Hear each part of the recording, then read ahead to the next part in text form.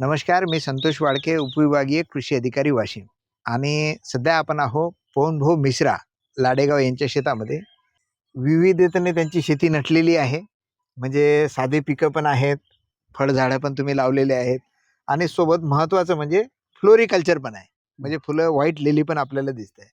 तर आज पवनभाऊकडून त्यांच्या शेतामध्ये असलेल्या व्हाईट लिलीबद्दल आपण जाणून घेऊ. नेमकं त्यांना याचा कसा फायदा होतो.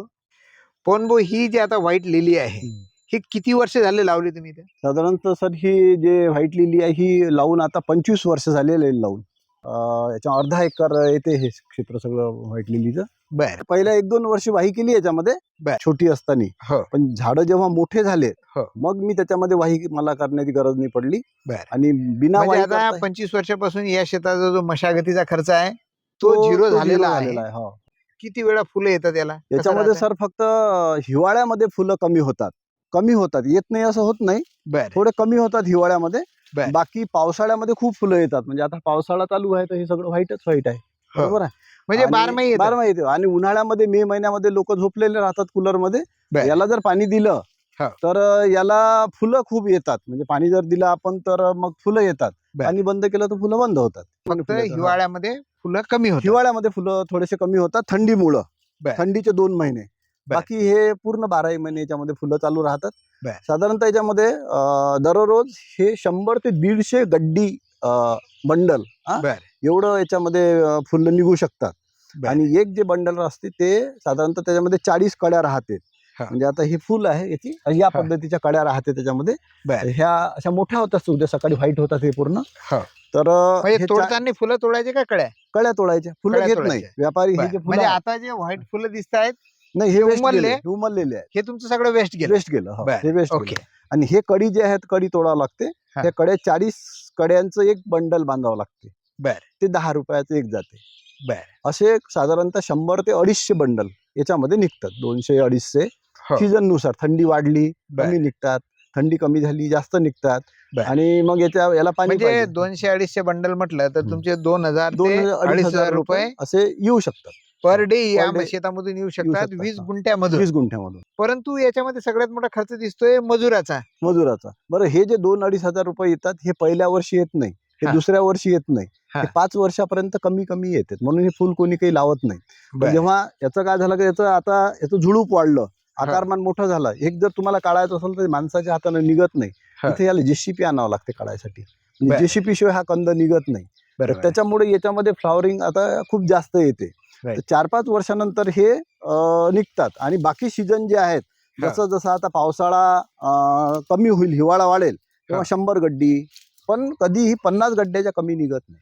50 गड्डी कमीत कमी निघते. आणि बर. जास्तीत जास्त 250 गड्ड्या याच्यामध्ये निघू शकतात. बरं. तर या मग आता पद्धतीने तुम्ही 2000 ते 2500 रुपये रोज तुम्हाला या ठिकाणाहून हो. 20 गुंठ्यामधून मिळू शकतो. हो. आणि वर्षभर काही महिने त्याचे खाली जात असतील. हम्म. स्लॅक सीझन पण आहे. पण असं म्हणू शकतो आपण 8 महिने मिळत असेल. 7 महिने मिळते. 7 महिने तुम्हाला हो. 1,500-2,500 रुपये हो. यामधून मिळत आहेत. बरोबर. आता हे 1,500-2,000 मिळत असताना यामध्ये खर्च काय येतो? म्हणजे याला मजूर लागत असेल हे तोडायला, फळ्या तोडायच्या म्हटल्यावर अशा हो. म्हणजे फुलं. कारण हे फुल झालं की हे तुम्ही म्हणताय की गेलं गेलं. हो. कामातून झालं, गेलं. गेलं सध्या कामातून. फुलं आहेत, हो. ते तोडणं झाली नाही, नाही. हो. ती खराब झाली. आता एक कळ्या तुम्ही तोडताय तर याला खर्च काय येतो? याला खर्च येतो साधारणतः 250 रुपये रोजाच्या 2 महिला लागतात तोडासाठी. बरं. हो, म्हणजे 500 रुपये per day तुमचे खर्च पर आहे. डे याच्यावर खर्च आहे 20 गुंठ्यावर. हो. आणि आणि नेण्याचा खर्च मार्केटला हे कोणत्या मार्केटला. मार्केटला नेता? हे आम्ही सध्या तर कारंजा मार्केटला देतो. हा. आणि जास्त गड्डे जेव्हा निघतात पावसाळ्यामध्ये तेव्हा आम्ही अमरावती मार्केटला टाकतो आम्ही. बरं. मग याचा कसा खर्च येतो? हे कसं पाठवताय? बसवर हे पाठवताय का? बसवर आपण पार्सल लावतो हा. कधी कधी. आणि कधी आपण समजा गेलो तर आपण घेऊन जातो, पण मी जात नाही, मी पार्सलच लावतो बसवर. आणि त्याचा काय भाव फिक्स राहतो कसा? नाही, तर मग आपण जर मार्केटमध्ये टाकलं तर त्याचा भाव कमी जास्त राहते. आपण बरं. जेव्हा कारंजा मार्केटला देतो तर आमची रेट फिक्स आहे. हो. ते गड्डी जेव्हा मोठ्या त्योहाराच्या वेळेस हीच गड्डी 20 रुपये किंवा 25 रुपये अशी गड्डी जाते. बरं. पण आपण जर त्या 20 रुपये आणि 25 रुपयाच्या मागे जर लागलो हा. तर मग बाकी सीझन मध्ये ते घेत नाही. आम्ही वर्षभराचे दर ठरलेले आहे. बरं. 10 म्हणजे रुपये तुम्ही म्हणजे जो 10 रुपये. फुले विक्रेता आहे हो. डायरेक्ट त्याच्याशी तुमचा कॉन्ट्रॅक्ट आहे की 10 रुपये गड्डीप्रमाणे तुम्ही त्याला हो हो देत राहतो. देत आहे? हम्म. आणि 500 रुपये तुमचा खर्च होतो. हा. म्हणजे 200 रुपये आपला माझा येण्या जाण्याचा जो तुमचा खर्च आहे. होतोय. आणि 1000 रुपये तरी म्हणू आपण. 1000 रुपये उरतात. 1000 रुपये या 20 गुंठ्यामधून सतत तुम्हाला 7 महिने 7 महिने मिळत राहतात. राहत. म्हणजे आपण 7 महिन्याचं जरी कॅल्क्युलेशन केलं हो. तरी आता बघा 7 महिन्याचे म्हणजे दिवस हो. किती होत आहेत? 7 21 210 दिवस. 210 दिवस. 210 दिवस हो. जर झाले आणि रोजचे 1000 रुपये हो. सगळा खर्च वजा तरी जाता 2 लाख रुपये तरी तुम्हाला या 20 गुंठ्यातून 2 लाख रुपये मिळतात. आरामाने मिळू शकतात. त्यामध्ये एखादी नॅचरल कॅलॅमिटी या फुलं तोडणं नाही झाले, या मार्केट डाऊन झालं, अजून आपण 5-50 हजार सोडू, हो. पण तरी पण हे पीक परवडतंय. तरी परवडते. म्हणजे त्याचं महत्वाची दुसरी गोष्ट अशी आहे की हे क्लायमेट चेंज मध्ये कुठेही बदल झाला, हा. गार आली, पाऊस आला, हा. तापमान जास्त झालं, कमी झालं, हा. तरी याच्यावर फार परिणाम होत नाही क्लायमेट चेंजचा. बरोबर. त्याच्यामुळं आणि याची मागणी वाढतीये आपल्या वाशिम जिल्ह्यामध्ये. याचं क्षेत्र फारच नसल्यासारखं आहे. फक्त उन्हाळ्यामध्ये याची कटिंग करून टाकतात उन्हाळ्यामध्ये याची कटिंग करून टाकतो आणि सगळं मटेरियल इथंच खाली पडू सगळं द्यायचं. मटेरियल इथं म्हणजे टाकून इथं देतो. मोठ्या प्रमाणात मल्चिंग पण तयार होते. हो. आता आपल्याला खाली दिसते हो, की हो. संपूर्ण हो. आच्छादन आहे या ठिकाणी. हो. म्हणजे जमीन पण त्यामुळे सुपीक राहते सुपीक राहते. आणि एक कंटिन्युअस मात्र उत्पादन हो. येत राहते. याला हो. रासायनिक खत वगैरे देण्याचं काही रासायनिक काम खत नाही. आम्ही देत नाही. याच्यावर किडी वगैरे काही येतात का? नाही याच्यावर काहीच नाही. कुठल्याच म्हणजे मग प्रकारचे फवारणीचं पण काही काम नाही. याच्यामध्ये बुरशी येत नाही, याच्यामध्ये कीड येत नाही. म्हणजे हे बरं. फारच मजबूत झाड आहे. राईट. आणि एकदा लावलं का 20-25 वर्ष तुम्हाला लावण्याची तशी काही गरज पडत नाही. म्हणजे आता हे किती दिवस समोर चालेल? आता 25 वर्ष तर झाले म्हणता, समोर किती दिवस अजून चालेल? जेव्हापर्यंत ते एकदम जाण्या येण्याला आपला अडचण जात नाही, हा. म्हणजे 10 वर्षात अजून चालेल. आणि बरोबर. याच्यामध्ये विशेष गोष्ट असं आहे सर, का याच्यामध्ये तुम्ही हे जर हा कंद काढला, हा. हा कंद हा. हा एवढा मोठा आहे का याच्यामध्ये 40 कंद आहेत. हा. म्हणजे कांद्यापेक्षा जाडे हा. असे 40 कंद एका ठिकाणी निघते. 30 ते 40 कंद एका वेळाच. बरोबर. आणि जेव्हा तो आपल्याला विकायचं असलं तर 3 रुपये ते 5 रुपये कंदाप्रमाणे हे कंद बरोबर. विकल्या जातात. म्हणजे बरोबर. समजा म्हणजे भविष्यात आपण हे करतो म्हटलं तर या कंदाचं त्याचं, सुद्धा हो. उत्पादन आपल्याला मिळू मिळू शकते. आणि याचं आपण लावू शकतो. म्हणजे ते कंद काढून पुन्हा आपल्याला जर वाटलं लावायचं तर हा, आपण हे हा. लावू शकतो. बरोबर. हो. पण माझी शेतकरी मित्रांना एक विनंती आहे की एक फुल लावू नका. हा. एक फुल जर लावलं तर मग काय होते, मार्केटमध्ये कधी मागणी असते, कधी नसते. फुलं जरी आले, हा. मागणी नसली, एखादा असा एक महिना असा येते का ज्याच्यामध्ये देवाला फुलं बरोबर वाहायलाच आहे. जात नाही. Right. तर अशा वेळेस काय होते की थोडी अडचण जाते. अशा वेळेस 3 ते 4 फुलं आपल्याकडे असले पाहिजे. समजा हे वॉटर लिली आहेत किंवा निशिगंधा आहेत आता किंवा तुम्ही अष्टर आहे. कोणकोणते फुलं वर्षभरामध्ये लावता? आता हे माझ्याकडे हे व्हाईट लिली आहे अर्धा एकर, हा. अष्टर राहते अर्धा एकर, ज्याला आपण गलांडा वगैरे म्हणतो, ते बरं. अर्धा एकर राहते. बरं. त्याच्यानंतर माझ्याकडे निशिगंधा आहे. हा. माझ्याकडे थोडेसे गुलाबाचे 5-6 झाड आहे. त्यालाही आता थोडंसं पुन्हा लावायचे. बरं. त्याच्यानंतर माझ्याकडे बिजली नावाचं एक फुल राहते. हा. ते हिवाळ्यामध्येच लावावं लागते. बरोबर. झेंडू राहते. हा. एक झेंडू सीजनल राहते, तर लावायचं आहे. हो. तर हे साधारणतः. आणि हिवाळ्यामध्ये एक बिजली नावाचं फुल येते, पांढरं, जे शेवंती टाईप बरोबर दिसते. आहे. ते 5 प्रकारचे फुलं लावतो मी नेहमी. राईट. म्हणजे एकाच फुलावर डिपेंड राहता येत नाही. नाही जसं फळांचं भाजीपाल्यांचं होतं, एखाद्या हो, भाजीला हो. भाव मिळतोय, हो. एखाद्याला मिळत नाही. हो. तसं फुलांच्या बाबतीत सुद्धा होऊ शकतं. हो. पण एकदा तुमचा नंबर सांगा. माझा नंबर जो आहे 94 23 85 14 31. बर. असा नंबर आहे. आणि याच्यामध्ये काय केलं सर, मी 100 लिंबूचे झाडं लावलेत. हो. म्हणजे समजा मला भविष्यामध्ये असं वाटलं का लिली काढून टाकायची 5 वर्षानंतर किंवा काही हो. अडचण आली, तर त्यावेळेस माझे हे जे लिंबूचे झाडं आहेत, हो. छोटे मोठे आहेत थोडेसे, म्हणजे काही हो. आधी लावलेले आहे, काही मेलेले आहे. बरोबर. तर साधारणतः 100 झाडं आहेत. तर आता हे 5 वर्षानं हे झाडही माझे डेव्हलप होऊन जातात. म्हणजे शेतीमध्ये माझं म्हणणं एवढंच आहे का आपण जेव्हा लॉंग टर्मचं पीक लावतो एखादं, त्यामध्ये रिस्क राहते. हे कसं आहे, रोज पैसे देते, किती काही दिले तरी हे रोज 500, 1000, 2000 असे पैसे देतात. तर डेली पैसे आहे. फुलांमध्ये डेली आहे, भाजीपाल्यामध्ये डेली आहे, रिस्क कमी आहे. तर म्हणून मी याच्यामध्ये हे बायोडायव्हर्सिटी फॉर्म आहे, याच्यामध्ये विविधता आहे. त्याच्यामध्ये मी काय केलं, फुलं लावलेत. तिकडे मी तुम्हाला शेवगा दाखवतो, आता लावला शेवगा आहे त्याच्यामध्ये. इकडे भाजीपाल्याचं थोडंसं युनिट आहे. मूग लावला, उडीद लावला, देशी कपाशी लावली, आणि सगळ्या प्रकारचे पिकं, जवळपास हळद लावली थोडीशी 10 गुंठे.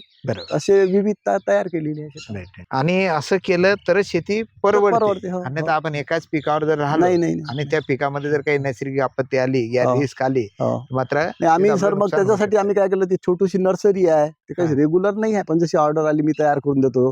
शेवगा झाला, काही झालं. त्यानंतर माझं हे वर्मी कंपोस्ट युनिट आहे, गांडूळ खताचं. त्याच्यानंतर इथे माझं आता ऑक्टोबर पासून मशरूम तयार होते. माझ्याकडे थोडीशी बीज बँक आहे छोटीशी. आणि हे एक ध्यान केंद्र आहे. तिकडे तुमचा कॅमेरा घ्या. हे आम्ही एक पिरॅमिड तयार केलं. बरोबर तर ते एक पण तयार केलं. तर असं सगळ्या याच्यातून थोडे थोडे पैसे करून आपला खर्च थोडा बहुत निघून जाते. बरोबर. शेतीमध्ये कसं आहे का आता अडचणी वाढलेल्या आहेत, हो. पण आपल्याला काहीतरी वेगळं केलं तर 2 पैसे आपल्याला जास्त मिळू शकतात. बरोबर आहे. म्हणजे हे ध्यान केंद्र हे ध्यान केंद्र आहे. कटलं. Right. हे पिरॅमिड आहे. आता तुमच्याजवळ बीज बँक सुद्धा आहे. हो. म्हणजे त्यामध्ये कोणकोणते बीज राहतात म्हणजे त्या बँकेमध्ये? त्याच्यामध्ये साधारणतः मी सांगतो का तुम्हाला 50 प्रकारचे बीज असेल माझ्याकडे. भाजीपाल्याचे भरपूर आहेत. हा. पण समजा माझ्याकडे आता मूग आहे, तर आमचं देशी मूग राहते, उडीद आहे, देशी उडीद आहे, हा. तुरीचे 5 प्रकार आहे माझ्याकडे, हा. फुलांचं सगळ्या प्रकारचं बियाणं आहेत, बर. हळदीचं बेणं माझ्याकडे राहते. हा. तर असं साधारणतः जे आपल्या भागामध्ये 80% गरजा पूर्ण होतील म्हणजे हा. हळदीपासून सगळ्या गोष्टी, हा. तर तसं बियाणं माझ्याकडे राहते. म्हणजे बर. भाजीपाल्याचं आहे, फळांचं आहे, हे सगळे जेवढं काही शेतामध्ये माझ्या तयार होते तेवढं. हे कसं विक्रीला पण राहते या विक्रीला तुमच्या पण स्वतःपुरतं राहते? नाही, विक्रीला पण राहते. तर मी बर. काय करतो का त्याचं आम्ही एक 100 रुपयाची किट तयार केली भाजीपाल्याची. बर. त्याच्यामध्ये 12 प्रकारचे आम्ही भाजीपाल्याचं बियाणं देतो. त्याच्यामध्ये 4 प्रकारच्या पालेभाज्या आहेत, हा. म्हणजे पालक, मेथी, सांबार, बर. शेपू. त्यानंतर 4 प्रकारच्या फळभाज्या आहेत हा. आणि 4 प्रकारच्या वेलवर्गीय भाज्याचं बियाणं देतो. छोटे छोटे पॅकेट राहते. बर. तर ते साधारणतः 100 रुपयाचं देतो आम्ही. तर असं 8 रुपयाचं पॅकेट पडते छोटंसं ते. बरोबर. पण एखाद्या माणसाला जर वाटलं मला आता वांगे लावायचे आहे किंवा Right. कारलं लावायचं आहे, तर अशा वेळेस 50 रुपयाचं आता packet अनेक आहे. शेतकरी दिसते म्हणजे घरामध्ये दिसते कोणी किचन गार्डन करते तर त्यांच्यासाठी तुमची किट खूप किट उपयोगाची चांगली आहे. हो, मार्केटमध्ये गेलं तर यापेक्षा महाग मिळतं. हो, हो. किंवा काही शेतकरी पण आहेत की शेती राहते पण कुठे विहिरीच्या बाजूला थोडीशी परसबाग लावायची हो, इच्छा हो, होते. हो. थोड्या आणि ते क्षेत्रामध्ये परसबागेचं सगळाच भाजीपाला. हे मॉडेल तयार केलेलं आहे परसबागेचं इथं किचन गार्डन. बर. तर विषमुक्त किचन आणि विषमुक्त भाज्या असं समोरच आम्ही तयार करू राहिलो. आणि याच्यामध्ये एक विशेष गोष्ट सर का पक्ष्यांचा खूप अधिवास आहे. तुम्ही तिथं पहा, हे पक्ष्यांचे घरटे, हो, तिथं पाहिलं तर ते पक्ष्यांचे घरटे. म्हणजे Right. हे आमचं फक्त ध्यान केंद्र नाही आहे. आणि हे आवाजही इथं दिसतोय ना. हो, हे सगळं. दुसऱ्या शेतामध्ये हे आवाज दिसत नाही. तर बरोबर. इतक्या प्रकारचे पक्षी इथं आहेत हा. की भरपूर पक्षी आहेत. तर इथं आमचं ध्यान केंद्र आहे, सोबतच आम्ही तिथं पक्षी निरीक्षण केंद्रही आहे ते. बर. आता तुम्हाला दाखवतो. नक्कीच पवन भाऊ, खूप छान. तुमच्या शेतीला भेटून छान वाटलंय. आणि इतर शेतकऱ्यांनाही मी विनंती करेल, पवन भाऊंनी नंबर दिलेला आहे. जर अशी विविधतेने नटलेली जर आपल्याला शेती करावी वाटली, थोडी कमी खर्चाची किंवा ज्यामध्ये रिस्क आपल्याला कमी आहे अशी शेती करावी वाटली, नंतर पवन भाऊच्या शेताला नक्की वेळ मिळाला तर भेट द्या. तिथं आपल्याला हे पाहा. सगळं पाहायला मिळेल आणि आपल्याला काहीतरी घेऊन जाता येईल. जाता येईल.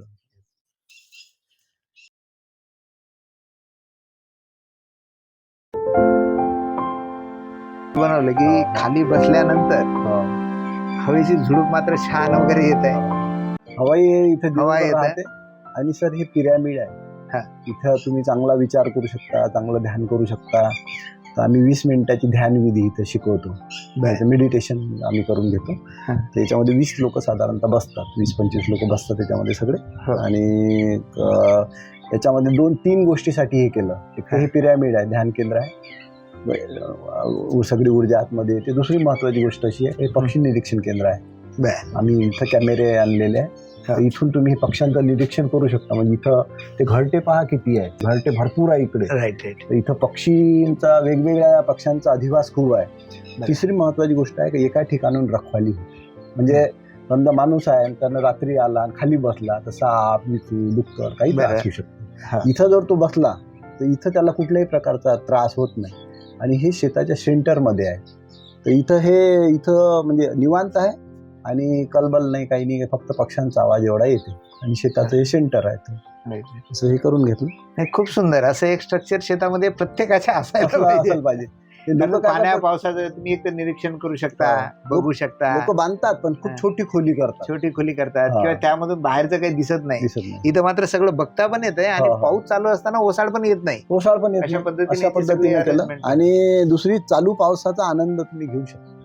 हा, ते सर्वात महत्वाचं. पाऊस येऊन राहिला, आनंद घेऊन राहिले. किंवा आता हो. इथं हे स्विमिंग टँक केलं, आता पुढे मागं बांधायचं असलं तर इथेही आपल्याला हे करता येते. बरोबर. आता हे फुलं आहेत, तर हे फुलाची ग्रीनरीच आहे. नाही फुलं असले हो. तरी झाडाचा हिरवेपणाही आपल्याला आनंद देऊन जाते. बरोबर. आणि इथं आम्ही काय केलं होतं, वेगवेगळ्या कलरचे फुलं लावले होते. Right. अष्टर झाले, हे झाले. आणि म्हणून संध्याकाळचे आता 6:30 झाले. हो.